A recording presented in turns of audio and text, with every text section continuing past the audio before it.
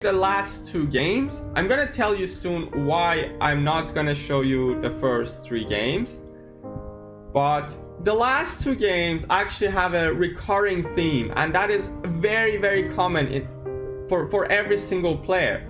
The theme is the isolated queen pawn. It happens in a lot of openings. If you play with white, if you play with black, in any opening, especially in d4 kind of openings, it occurs a lot. So I'm going to talk about the structure a little bit. I'm going to show you these games. So in one of the games, the player with the IQP loses, and the other game, the player with the IQP wins. So that's exactly set to show you guys what are the plans for both sides that can use to win such a pawn structure. So in the first game, I'm facing an Iranian player, which was very interesting. This is my fourth round. I was 2 out of 3. My opponent was 2.5 out of 3. He was doing very well in the tournament. He beat his candidate master with 2200 rating in the previous round. And I got a black pieces against him. I was a little bit worried because he played a very good game last round. So last round he played the Trompovsky system. I knew he's a d4 player, so he started with d4 and I played knight f6, and I was prepped for his Trompovsky. Last round he played bishop g5 and took on f6, and yeah, that was the Trompovsky. He beat the candidate master William Lee with it. But against me, he played... I don't take challenges at the moment, guys. I'm analyzing my games. What is your response to Levy when he called you a just speedy player with dirty tricks? He didn't call that. Like, don't create drama, please, Dardor. He said that I'm strong as well, but he said that his speed is very high. So I accept. I'm speedy. Levy is a better player. I don't say that I'm better than Levy in classical chess. So definitely he's an IM. So I can't say that I'm a better player. And he also has a sense of humor. He wants to entertain his people. So anything he says, I will not take it serious. Please don't create drama about that. I have very high respect for Levy. He's the greatest YouTuber here. And we had a nice match. And I learned a lot from that. So yeah. And he didn't said that. I watched his VOD and I didn't saw him saying that, like just a speedy player with dirty tricks. He never said that. Like he said that he's a speedy player and he has dirty tricks, but he didn't say just with that. He's at least I didn't hear that. Okay.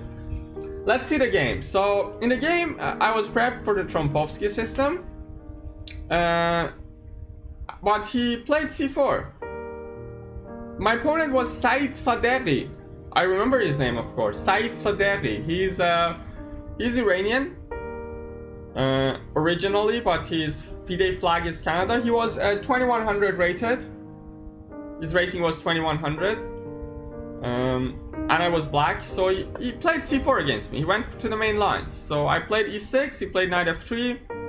I went for my Queen's Indian system, which is a very solid system. I wanted a very reliable game. I didn't want it to go into deep complications against him. And he played a move here, which is called the Petrossian variation, which plays a3. So you know what? Petrossian is known for his prophylaxis and very positional style, and this move actually does the same. So in many lines, white wants to play knight c3.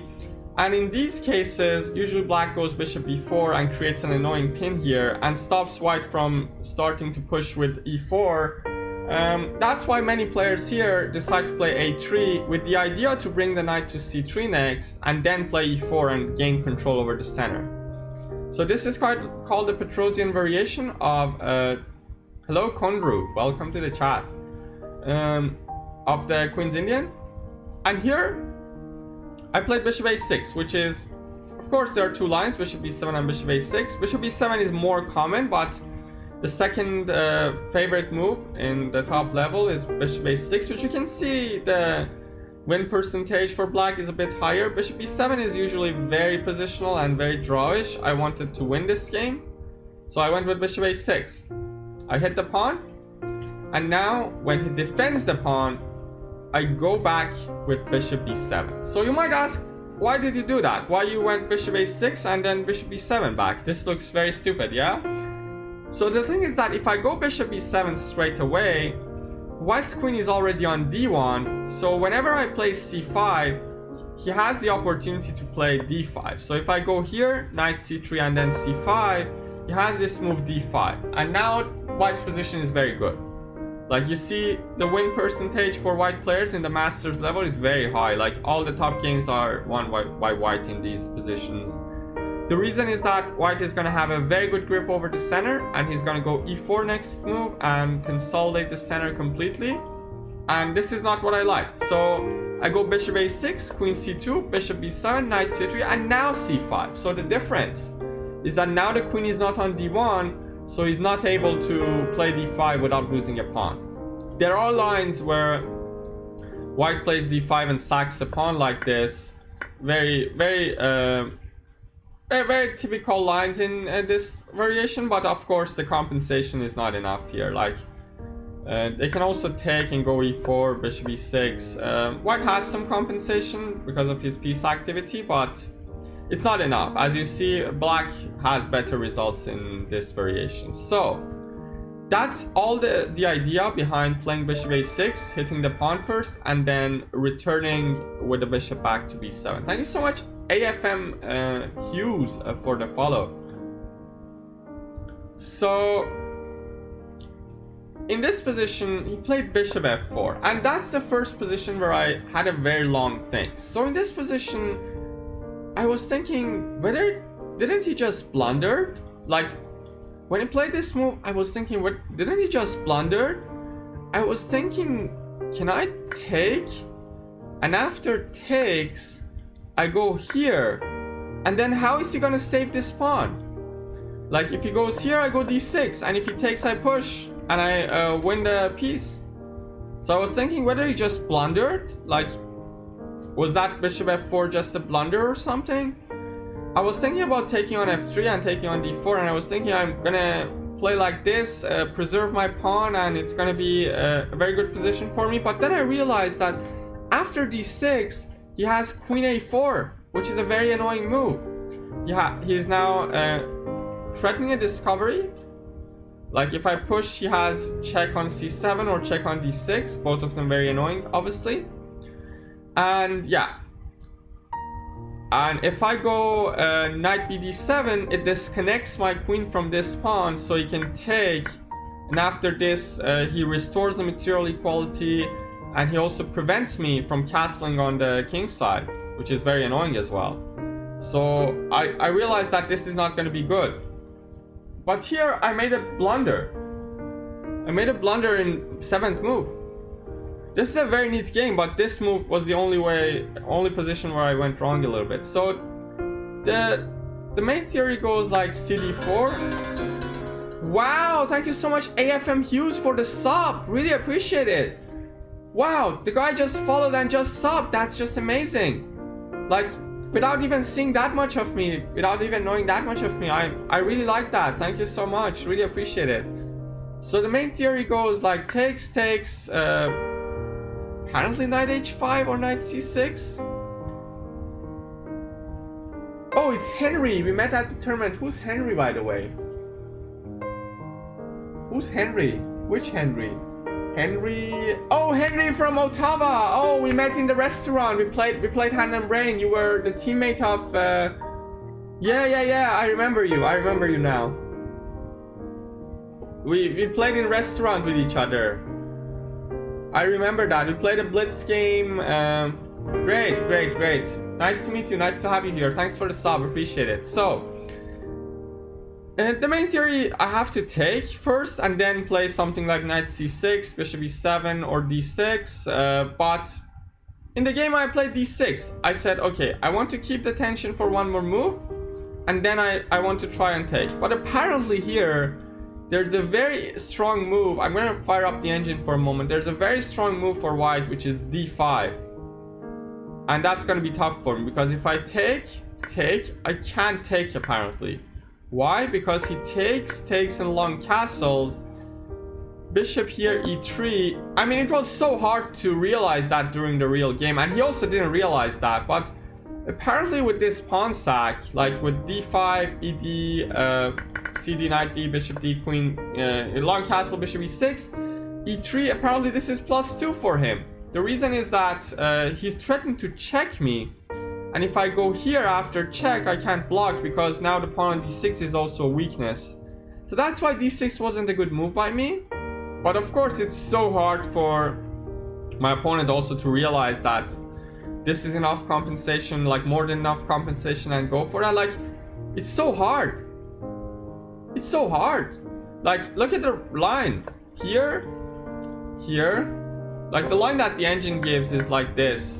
White just sacks an exchange, and like even here, even from here, like after 7 moves that I went through, how many norms? 3 norms. I don't have any item norms at the moment, Red Falcon. I'm playing in some tournaments which I can make IM norms, but like in December I play in 2 opens, but we will see what will happen. I'm trying my best. Hopefully we can make it. So here, even after 7 moves, it's not so easy to realize that the compensation is enough. I mean, I can't castle, the bishop is pinning here, he's threatening to come here. Now I can see it, but from distance, from here, it's so hard for my opponent to realize that. So he played very solid. He kept going with solid approach. He went e3, which is a more sensible move, which I was expecting more. So I took, he took, and obviously if he takes with a knight, I have e5 to win the piece. Now bishop e7, and we just developed castle, and now I played d5. So you can clearly sense that the isolated queen pawn is gonna come for my opponent, because if he takes, I take with a knight, then he's gonna have this isolated pawn on d4, and if I take this and he takes the bishop, again he's gonna have the same isolani here, and I'm gonna get a good grip over the d5 square like this. So yeah, this is it. So in this position he took, and I took with a knight, and now I'm going to talk a little bit about this structure. So obviously if all the minor pieces are traded, black is going to have a better position because of his weakness on d4. So black's plans here is to try and liquidate the minor pieces as much as they can, and after that try to put pressure over this d4 pawn, usually playing queen d5, rook d8, maybe even tripling the rooks and queens here in the d file. You will see that throughout this game. I did that and I won this pawn. You will see that throughout this game, how black can win such a pawn structure. So in this position we are attacking these 2 pieces. He took, I took back. So what are white's plans here? You might ask, what are white's plans here? How white is supposed to play such a structure? So white needs to keep the pieces on the board, needs to create attacks on my king. So what does white gain with this isolated queen pawn? He gains the open, semi-open e file. He can bring the rook here some lines to try and attack me. He also has this piece activity. You can bring the knight to e5, you can bring the bishop here to put me under some pressure, and yeah, it's a 2-sided game, like a double-edged game. White is going for the attack on the king, and I'm trying to consolidate and trade pieces, and this is like the rough plans here. Hello Maze Runner, how are you doing? Another idea for white can be to push the f pawn, play f5, try to liquidate these pawns, and then have a passed d pawn somehow. Works in some lines, not in this position, but it is a general idea in the IQP positions. So yeah, that's an interesting one. Thank you so much, Bacon Beats Beer, for the follow. So he went bishop d3, which is the best move. He attacks my pawn on h7. I played g6, makes complete sense, and he went bishop h6, rook e8, and in this position I saw this line. When I played g6, I saw this line. So I was a little bit scared when I was trying to play g6 here about this idea. g6, bishop h6, rook e8, and bishop b5. So after knight d7, he goes knight e5, he pins me. But then I saw that he can't take the exchange because I take, and when he takes, I have knight g4. I saw all this line. And the thing is that now I'm hitting both bishops and I'm gonna have 2 pieces versus a rook, and this is good for me. So he can't go with bishop e5 and knight e5 in this position. And if he simply takes that, I go rook c8 and bishop c6 and I will save myself. Wow, thank you so much Zach Dukic for the follow. Really appreciate it, Zach. Welcome. Zach is a national master. I met him in this tournament, and he's a super nice guy. Really happy to have him here in the chat as well. We had dinner together twice, and yeah, welcome Zach. You recognize that sweater? Yeah, it's a Chesra sweater that I was wearing throughout the tournament. So I was a little bit scared about this idea, but then I realized that I have knight g4, so that's not a big issue. I attack both pieces, and of course black is much better here. He also saw that and played knight e5, tried to control some important squares and have some ideas like knight g6 here. Like if I go with a simple move, he might take that. I was a little bit scared of that. Knight g6, h6, bishop g6, f g6, queen g6. I'm going to get mated here. So here in this position, I played bishop f6. So how was the tournament overall? Exclamation mark results. It was not that bad, but it wasn't that good as well. It was mediocre, I have to say. So here I played bishop f6, which the engine doesn't like. So my idea was to try and play bishop g7 and trade more pieces. As I said, in these isolated queen pawn positions, black usually really wants to trade pieces and actually attack this pawn in the endgame, while white tries to attack the king. So my idea was to consolidate my king and also go knight d7, complete my development. The engine doesn't like it. The engine says he has this move, and after rook e7 he goes rook a c1. So he actually prevents me from bringing my rook here, and he gets a good grip over the c file. It's a little bit tough. What if I go here? Wait, here, here, here. Apparently this is not good for me. Yeah, it's actually not good for me because I have lack of development here, I guess, because I can't easily come here to get the control over the c file. But it wasn't so easy to recognize. But here my opponent made a move which made me super happy. That was a big mistake by him, I guess. He played bishop e4. As I said, in the isolated queen pawn positions, if I trade more pieces, I'm going to be the player playing for the win. And also with this move, he gives me a square for my knight to develop. So before that, when I want to go knight d7, I always have to be worried about bishop e5 ideas and this pin. So I was planning to first trade these bishops and then go rook e7 and then maybe some knight c6 ideas at some point. It was tough. So with bishop e4 he made me so happy. I immediately went knight a6, and now I think already black is having a much easier game. Especially with the way he played, took and knight f3. He's starting to play passively. When you have the isolated queen pawn, you can't afford to play passively. If you do that, you're going to lose the game. As you can see in this game, he's playing passive chess. And that's not what you want to do when you have the IQP. When rook a c8, now all my pieces are playing. And now he's quickly getting forced into a defensive. He went queen e2, now knight c7. And now my idea is to... just came here to say stop bullying Levy, man literally crying.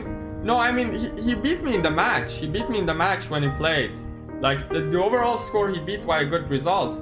Like, the first day I beat him 3-1. We played in 2 separate days. The first day I beat him 3-1, but the second day he beat me 8-3. So in total he beat me 9-6. So you're saying like I beat him 10-0 or something. He's a better player. He's bullying me, not me.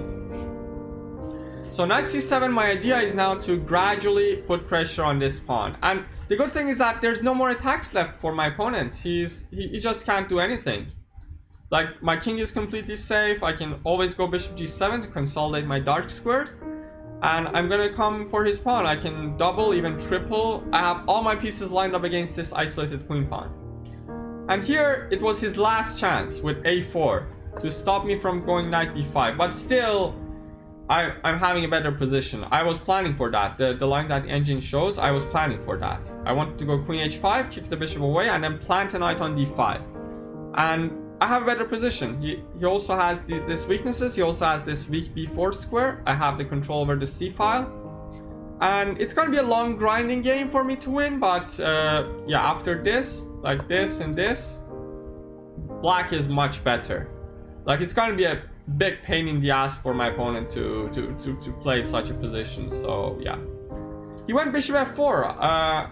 He kicked his bishop away by himself, and I was so happy. I went knight b5, and now this pawn is undefendable. I'm attacking this with 3 pieces, and even though he went rook f d1 to defend the pawn, I can just take. I took the IQP and just defended like this with e5, and now I'm just a pawn up.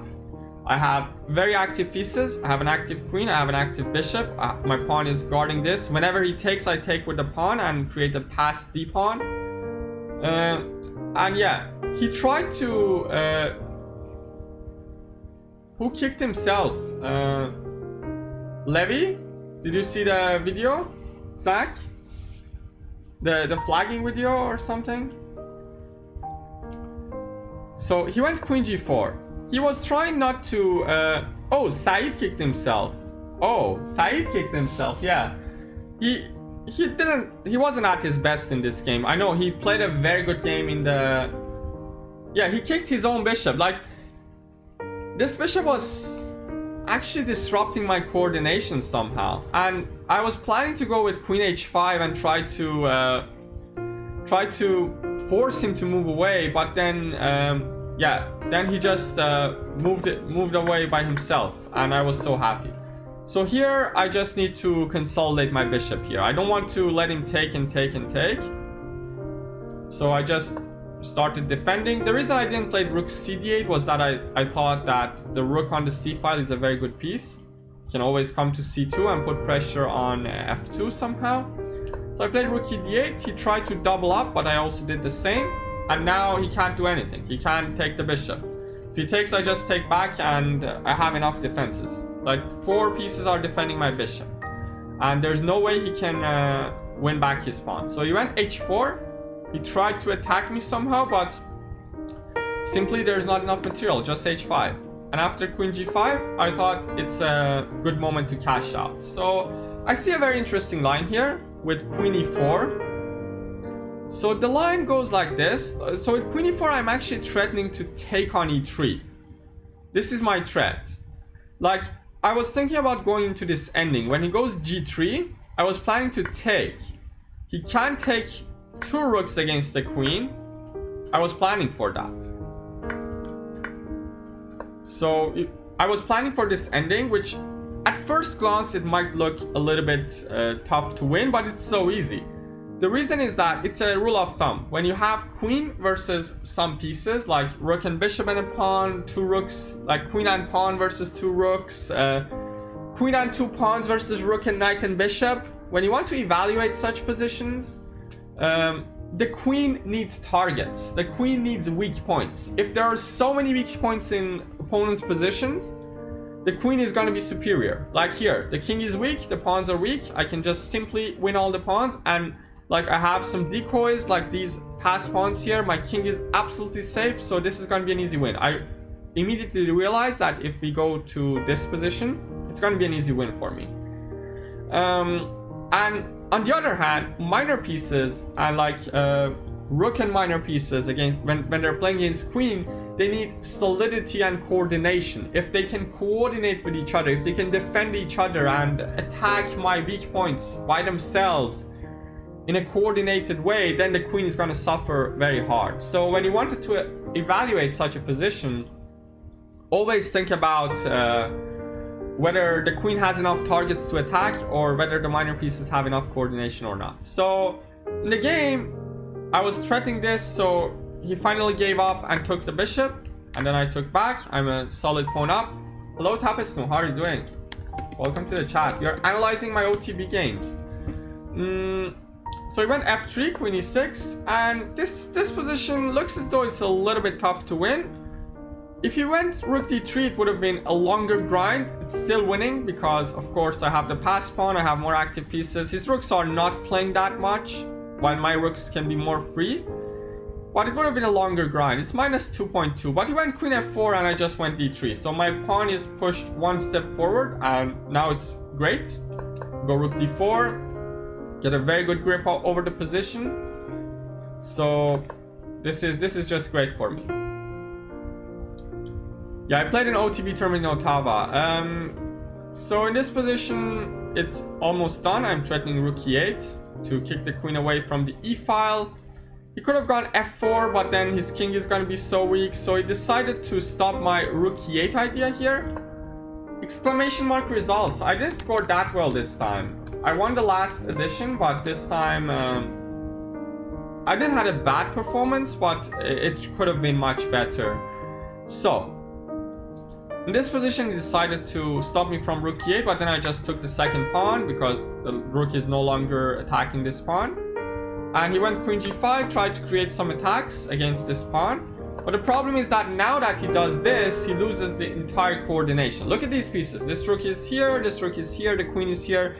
There's no coordination in his position. And now I went rook e8, controlling the crucial open file of the position. And after queen b5, I went queen e6. And now the mate is coming.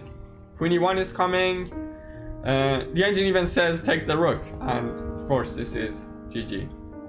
So there's nothing he can do. He went here, queen e1, and the thing is that if he went king h2 or king h3, I have rook h4 mate. And after rook f2, I mean, the engine says rook e2, but my plan in the game was to just simply play d2 and make a new queen. So in this position, after queen e1, my opponent resigned, and I got a very nice win. So after watching this game, I was like, wow, I'm such a great player against the isolated queen pawn. I'm an absolute genius, and I was so confident going into positions like this where my opponent has the isolated pawn, because I thought I'm so good at playing them. I was talking with Zach after the game and I told him that I really like playing against the IQP, and yeah, you might also, after seeing this game, think that isolated queen pawn is so bad. It's just a weakness. You're just attacking it and winning it. Simple as that. There are so many games like this. If you see in the database, there are so many games like this, where black just attacks the IQP, puts some pressure, and finally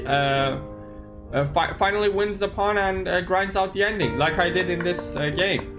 Quite a convincing win. Very accurate game by me, except this early d6. I played a nearly perfect game. I was happy with that. And yeah, so we went into the last round with a 3 out of 4. I had 3 points against like the tournament was like that. So there were 2 players at 3.5 out of 4. It was Grandmaster Bator Sambuev and National Master Zachary Dukic.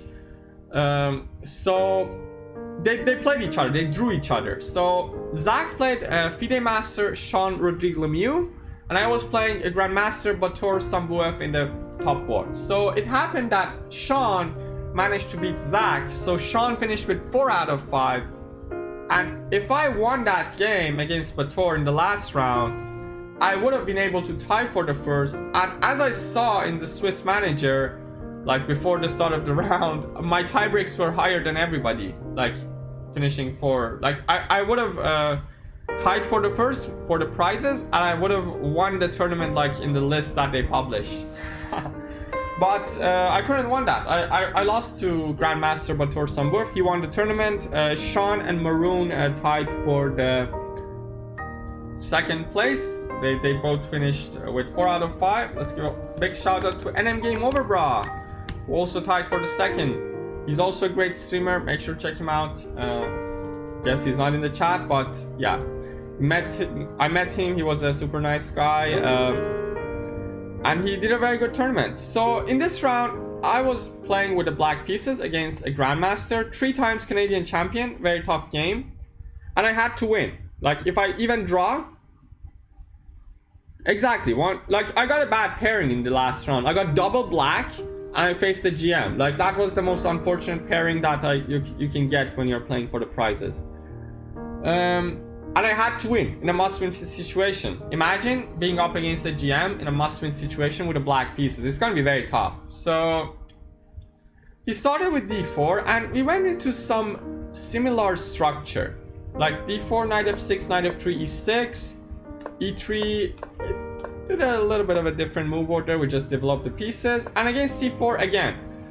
Last round, you remember I played c5, took, and after takes I went d5, just very quickly. In this game, I took, and after some development I went d5 and created this isolated pawn for my opponent. And I wanted to do the same against the Grandmaster. And that's what I did. I went c5. What's happening here? Okay. Knight c3, takes, and d5. So I'm going with the exact same idea here. I'm trying to create the isolated queen pawn and try to gradually trade the pieces and go for a very long grinding game. So he took, I took, knight e5, castled, and here's the starting position. So in this position, I was happy with the outcome of the opening. I was saying that, okay, I already won a game against the isolated queen pawn, and I'm gonna try and win another one here with the same ideas. I'm trying to trade pieces, try to consolidate, and then gradually put some pressure on that pawn. But this game indicates that how a GM, the top Grandmaster, 3 times Canadian champion, plays these kinds of positions from the white side and puts pressure on me so I can't do what I did in the last game. It's so instructive. I mean, I don't think there's anybody who don't face this isolated queen pawn positions from either side. Like, everybody faced them at least from one side in their repertoire, so it's very instructive to know the ideas for both sides. So in this position, as I said, white needs attack on the king, white needs initiative, white needs quick development, white needs to stop black from consolidating, and that's what he did in the game. He immediately went queen g4. Like, if they play very simple and solid and like play bishop d2, rook c1, rook e1, it's not gonna work, because I'm simply gonna develop, consolidate my king in time, and bring my rooks to the middle, and suddenly black is gonna be the player playing for the win because of this weak point on d4. So white needs to play with the initiative, white needs to go for the kill, white needs to don't let black have time to develop, and that's what he did. He went queen g4, and suddenly I saw that everything is coming in my way. Bishop h6 coming, queen h3 coming, queen h5 coming. There are so many things coming, and if bishop h6, bishop f6, they can go knight e4, and suddenly my coordination is very disrupted. It's trying to take and get the bishop pair. I don't like that. So I was sitting there thinking, calculating what to play. I thought for like 15 minutes here. I was so scared. And after the game, he told me that he analyzed this line, and the best move for black is to play f5. He told me after the game. So f5 is a move played in the top level, like Kramnik against Topalov, Eljanov played it. Like, so many top players played f5 in this position. But to me, it was so anti-positional. My strategy was to play positionally against this pawn, but f5 gives him the e5 square completely, gives him the weakness on the e6 square. He can go queen e2, rook e1, put some pressure on this, and it wasn't desirable for me. I really didn't like to play f5 here in this position. So I also saw that after bishop h6, bishop f6, he has knight e4 ideas. So I decided to take the knight. I decided to give away the IQP. Like, he can take and defend his isolated pawn, but still he has some positional weaknesses. He has 2 pawns in these 2 files, and I can always, if I can consolidate and bring the rook here to attack it, black still has so many targets to attack. So I played bishop f6. So my idea is, again, like the last game, is to consolidate, go g6, bishop g7, and if I can do that, if he lets me to play g6, bishop g7, black is gonna have a better pawn structure, and I can slowly play knight d7, rook c8, and try to attack these pawns. But in the game, again, look how the Grandmaster plays. Yeah, even Karpov has 2 losses. in this exact line. Exactly. Like, even Karpov, this is a tough position. Everybody lost this position. Karpov played it twice. Like, I played like Karpov. My style is so similar. Actually, my style is similar to Karpov. I like grinding games. I like playing against the isolated queen pawn. I like playing Caro-Kann. Like, of course I'm much weaker, but my style is similar. And yeah, thank you so much, Cringe Stealer, for the follow. Appreciate it. You're getting so close to 1.6k followers, guys. Keep going. Yeah, of course, it's not a good line. It's plus 1.5, but it's so hard for both sides to play it. So see how the Grandmaster plays these positions. Like, again, if he plays slow moves like bishop d2, rook f e1, rook a d1 or something like that, like moves that make sense but are slow, and I can consolidate with g6, bishop g7, knight d7, black is going to be better because the pawn structure is not good for white. He has like 3 pawn islands, I have 2 pawn islands, I have an active bishop. If I can develop these pieces here, I'm going to be fine. But in the game, he kept playing with the initiative. He went bishop h6, and now I can't play g6 because if I play, I just lose my rook. I was thinking in the game to go rook e8 and then play g6, but then I realized that my pawn on f7 is going to be weak. Like, if rook e8, let's also check with the engine this. Like, rook e8, he can go, I was thinking even queen h5. He can go queen h5. Apparently I have queen e7 here, but he has some ideas like queen h5. He can also maybe even take on f7 or h7. These pawns are going to be soft. So I was a little bit scared of that. And also in king h8, he can't go queen h3. I saw that. And if I take, he takes, and I'm going to get mated here. There's no way to stop mate. So king h8 and rook e8 are not that good. So I decided to develop my pieces. Just ignore all the threats and develop my, my knight on d7. So in the game, he started to play a little bit slowly. He had to. Like, this is the best way to play. He can't do anything more flashy. He already has his pressure on my king side. And he had to start bringing his rooks to the middle. I also started consolidating and reached this position. And now again, black is nearly consolidating. I managed to get my rook away. Like, first of all, I had to play queen e7 before that because on rook e8 he had this very annoying pin on the knight. Like, this time I can't take because after bishop b5, if I take, then d5 attacks the queen. That's his point behind rook a d1 here. All these moves are working with each other. Like, this is how grandmasters play chess. They have a good plan for the game. So here again, if you play slowly, he's gonna face some problems. I'm gonna play rook a c8, g6, bishop g7, and now this pawn is gonna be a weakness.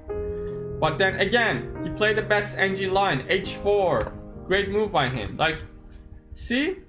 The 2400 guy, this is the difference. The 2400 guy, the only game in the database playing that, played c4 here, which is a slow move. It gives me time to consolidate, but this is the difference of a GM with a 2400. He played h4. He just kept going. Don't take the foot off gas. If you do that in an IQP position, if you make 2 or 3 slow moves, you're gonna lose like my last opponent did. But GM knows what they're doing. King h8. I got tired of this pin. I went king h8, and now I'm threatening to take the bishop. And my idea was to just take the pawn and hang mating 1. Yeah, if I take this pawn, of course, queen g7 is gonna come. So yeah, here I was a little bit worried about queen h5, but my plan was to go g6. And if he goes back, I go bishop g7, and I'm fine. And if he takes, I just simply take, and after bishop g6, I can even take that, and the attack is just not enough. I just go rook g8 and everything is consolidated. I win. So he went bishop g5. He put his bishop back. Now I nearly equalized. I played a very good game. I played a very good game to some point. I managed to get out of his attack, played h6. And I'm literally consolidating gradually. I'm getting better and better in this position. Here, he again kept going. f4. Nice move. So he consolidates his bishop and his knight. And it's so hard to continue here for me. not so easy to find the best move. It's roughly equal, as you can see, and I found the best move. Here if I take, of course I'm gonna get mated. Even he doesn't take, I'm just gonna get mated like this. And even if I take with a bishop, this is also not gonna be good, because again, like, he's threatening to take. I can't even push this pawn, everything is opening up, so I had to take with a knight here. Take, and check, and king h2. So this is the critical moment of the game. So in this position, I was happy with the way I played. I neutralized his attack, his knight is now not there anymore, and in this position he has this weakness on c3.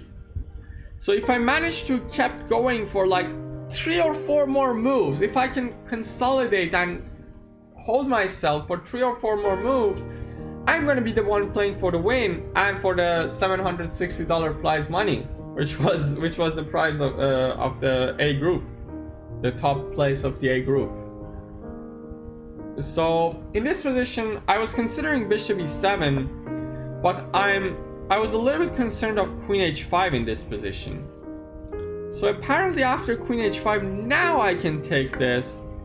And after fg5, I can go queen f2 to defend this. And apparently black is much better here. So I was a little bit scared of queen h5. I was thinking if king g8 they can take or something. Wow, this is too complex. I have queen f2 and queen h4 to trade the queens. Wow.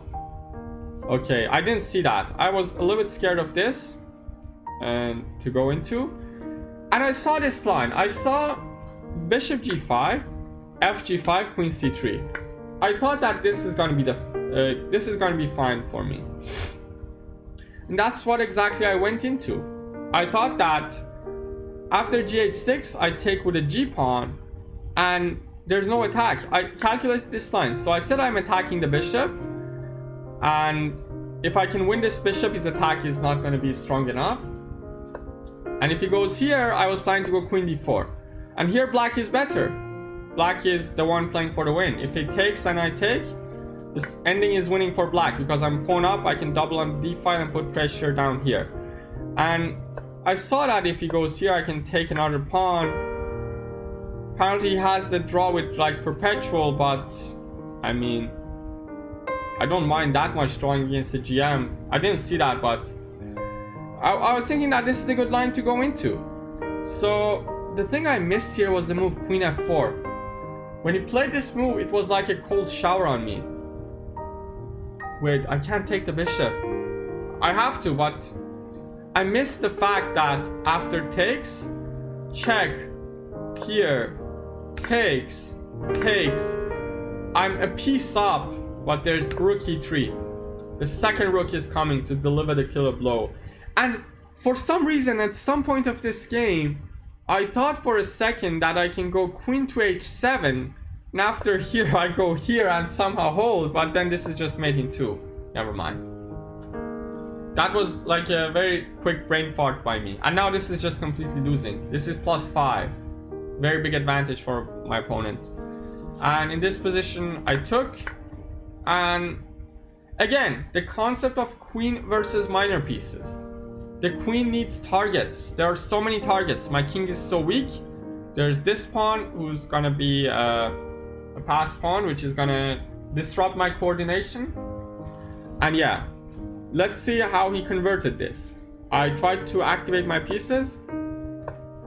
He gave some couple of checks like this, and then h5. So the idea for my opponent to win this is to push this h pawn, and I can't simply stop that. Like h6, queen g7, h7, and he's gonna win my bishop.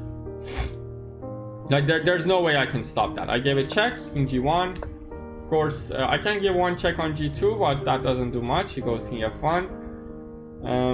So I decided to take, and he gave a couple of checks, pushed h6. So he's now threatening mate in 1 on d8. I went king e8, and now he sacked his pawn to win this. And now this is a position with a rook and 4 versus a queen and 2. So some positions like this might lead to a draw, because the rook can create a fortress.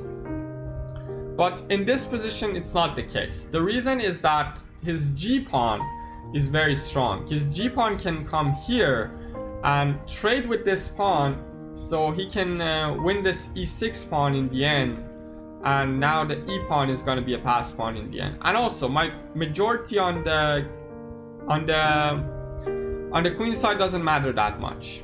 Like they're gonna fall like ripe fruits. See the game. So I was scared of G4, G5, G6. This is gonna win simply for him. So I played Rook A4. And in this position, he played very good. Queen G8. And so my rook is a little bit misplaced. It can be attacked. So I wanted to defend my pawn like from protected position, like this. But the problem with this position is the Sukswan. You break any fortress, like most of the fortresses in chess are being broken by Sukswans. And that's what my opponent did, King F2. And suddenly I don't have any moves. Like, I don't have any moves in the 7th rank.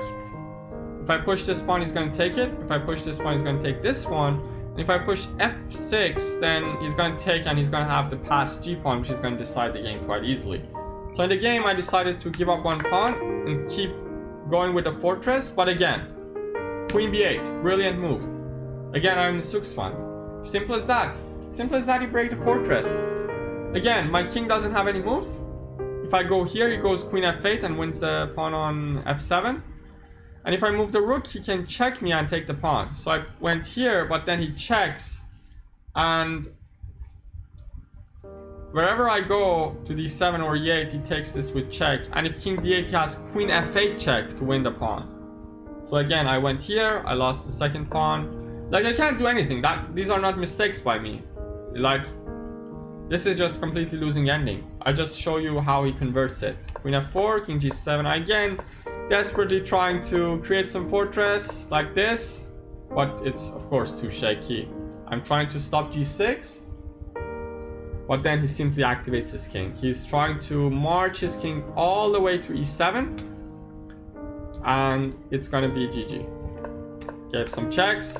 I went here. I'm trying to be stubborn, but it doesn't work. Against GMs, it doesn't work. Against normal plays, they might blunder or make some silly moves, but against GMs, it's not working. So in this position, if he goes here, I was trying to give it some checks here, but then he went G6, check, here, takes, check, King F8, and finally, my fortress is gonna fall apart completely with King B5, and now the rook should leave the 6th rank, and now he's gonna take the pawn, and that's gonna be GG. So that's it.